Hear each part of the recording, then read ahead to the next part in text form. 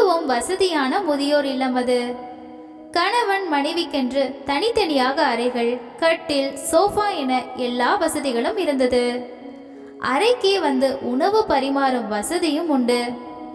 பின்னே ஒருத்தருக்கு 6 லட்சம் ரூபாய் என்று 2 பேருக்கு 12 லட்சம் ரூபாய் டெபாசிட்டும், அறைக்கே உணவு வரும் வகையில் ஏற்பாடு செய்து அதற்காக மாதம் 6000 ரூபாய் என்று 12000 ரூபாயும் மகன் பணம் கட்டி அல்லவா இந்த முதியோர் இல்லத்தில் சேர்த்து விட்டிருக்கிறான். கை நிறைய கல்லும் தங்கமுமாக வளையல்கள், கழுத்தில் 4 சங்கிலி, இடுப்பில் பட்டுப்புடவை என்று இருக்கும் தன் மனைவி ஷியாமளா ஏன் அழுது கொண்டே இருக்கிறாள் என்று புரியாமல் சதாசிவம் அவளையே வெறுமையாய் பார்த்து கொண்டிருந்தார். பரிமாறிய உணவை கூட சாப்பிடாமல் உனக்கு என்ன குறை வந்துவிட்டது என்று அவளை பார்த்து கேட்டார். சட்டென்று அழுது கொண்டே அவரை நிமிர்ந்து பார்த்த ஷியாமளா, ஏங்க நான் ஏன் அலறேன்னு உங்களுக்கு தெரியாதா, அல்லது தெரியாத மாதிரி நடிக்கிறீங்களா என்றாள். நம்ம பையன் 5 பெட்ரூம் வச்சு பெரிய பங்களா கட்டியிருக்கான். கிரக பிரவேசம் பண்ணினான், நாமும் தானே கூட இருந்தோம். அவ்வளவு பெரிய வீட்ல உங்களுக்கு தங்க இடம் கிடையாது என்கிற மாதிரி இங்க கொண்டு வந்து விட்டுட்டு போயிட்டானே. என்னங்க பையன் இவன், இவனை இந்த நிலைக்கு கொண்டு வர எவ்வளவு நாம கஷ்டப்பட்டிருப்போம் என்றாள். சதாசிவம் நிதானமாக, நம்ம பையனை நல்ல நிலைக்கு கொண்டு வரணுங்கிற நம்ம எண்ணம், அதுக்காக நாம பாடுபட்டோம். என் சம்பாத்தியமே நிறைய வந்துச்சு. நான் சொல்ல சொல்ல கேட்காம நீயும் வேலைக்கு போய் சம்பாதிச்ச, பையனுக்காக ஏகமா செலவழிச்ச. ஆனா பெத்தவங்களால அவங்க கிட்ட இதெல்லாம் சொல்லி சண்டை போடவா முடியும்? அப்படியே அவனை திட்டினாலும் அவனுக்காக நாம உழைச்சதெல்லாம் வீணா போயிடாதா? அப்படியும் அவன் என்ன நம்ம அனாதை இல்லத்திலேயா விட்டுருக்கான்? நல்ல வசதியான முதியோர் இல்லத்துல தானே விட்டுருக்கான். சும்மா அழுதுகிட்டு இருக்காம சாப்பிடு என்றார் சதாசிவம். என்னதான் நீங்க சமாதானம் சொன்னாலும் எனக்கு மனசு கேட்கலிங்க. எப்படியெல்லாம் வளர்த்தேன், எப்படியெல்லாம் சௌரியமும் பண்ணி கொடுத்தேன் என்று மீண்டும் புலம்ப ஆரம்பித்தாள். சரி சரி, நீ இப்படி சொல்ற, அவன் நினைக்கிறது என்னதோ தெரியலையே என்றார் சதாசிவம். மறுநாள் சாயங்காலம் பையன் ரகு வந்தான். வந்தவன் அப்பாவிடம் ஒரு ஃபோன் நம்பரை கொடுத்தான். அப்பா, இது டிரைவரோட நம்பர். அம்மாவும் நீங்களும் எங்கேயாவது கோவில், ஹாஸ்பிட்டல் என்று போகணும்னா ஃபோன் பண்ணி கார்ல சௌரியமா போயிட்டு வாங்க. டிரைவருக்கெல்லாம் பணம் ஒன்றும் கொடுக்க வேண்டாம், அதெல்லாம் நான் பார்த்துக்கிறேன் என்றான். அதுவரை சும்மா இருந்த ஷியாமளா சுர்ரென்று கத்த ஆரம்பித்தாள். ஏண்டா என்ன நினைச்சுக்கிட்டு இருக்க? பெரிய இவனாடா நீ? பணம் கொடுக்கறானா பணம், நாங்க பார்க்காத பணமா என்று பேசிக்கொண்டு போனவளை ரகு தடுத்து நிறுத்தினான். ஸ்டாப் ஸ்டாப், அம்மா நான் சொல்றத கொஞ்சம் கேளு என்றான். என்னடா பெருசா சொல்ல போற என்றவளை கையமர்த்தி பொறுமை பொறுமை என்று சொல்லி சிரித்தான். பிறகு நிதானமாக, உன் மனதை தொட்டு சொல்லு.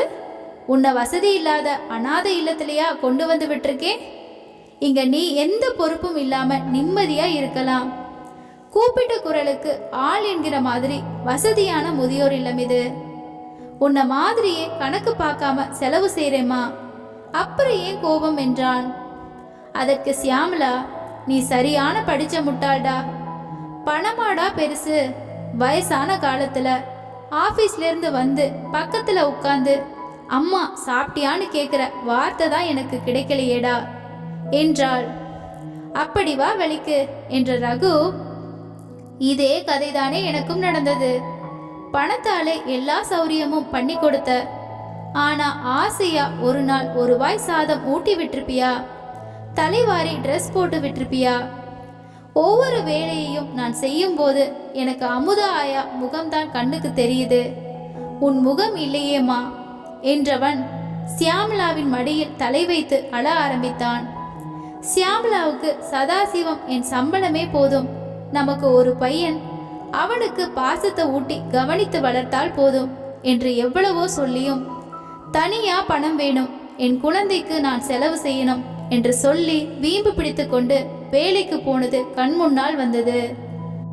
ரகு அப்பொழுது, அம்மாவாகிய நீ எனக்கு வசதிகள் செய்து தருவதாக நினைத்து பாசத்தை கொடுக்க மறந்துட்டார். அந்த தப்பை நானும் செய்ய விரும்பல. இதை நான் உங்களுக்கும் செய்ய மாட்டேன். என் குழந்தைகளையும் பாசத்திற்காக ஏங்க விட மாட்டேன். அதனால்தான் நன்றாக படிச்சும் வேலைக்கு போகாத யமுனாவை கல்யாணம் பண்ணிக்கிட்டேன். என் வேலைகளையும் என் குழந்தைகளையும் பாசத்துடன் நல்லா பார்த்துக்கிறேன்.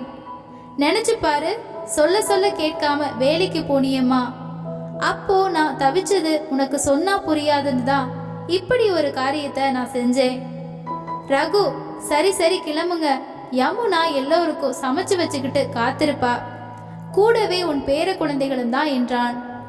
போகிற வழியில யமுனாவோட அப்பா அம்மாவையும் அழைச்சுக்கிட்டு போகலாம் என்றான்.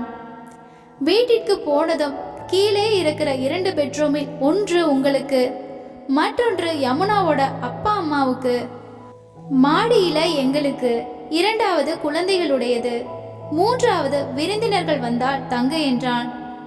சந்தோஷமான ஷியாமளா, டே ரகு, இத்தனை நாளாக நான் கொடுக்காத பாசத்தை இப்ப வட்டி போட்டு ஒருத்தர் பாக்கி இல்லாம கொடுக்க போறேன்டா என்றாள். அம்மாவால் மட்டுமே குழந்தைகளுக்கு தேவையான அனைத்து பாசத்தையும் தர முடியும். திருமணமான பெண் வேலைக்கு செல்லக்கூடாது என்பதல்ல, குழந்தைகளை பாசத்தோடு வளர்க்க வேண்டியது பெற்றோரின் கடமை. இந்த கதை உங்களுக்கு பிடித்திருந்தால் ஒரு லைக் தந்து வீடியோவை ஆதரிக்கவும்.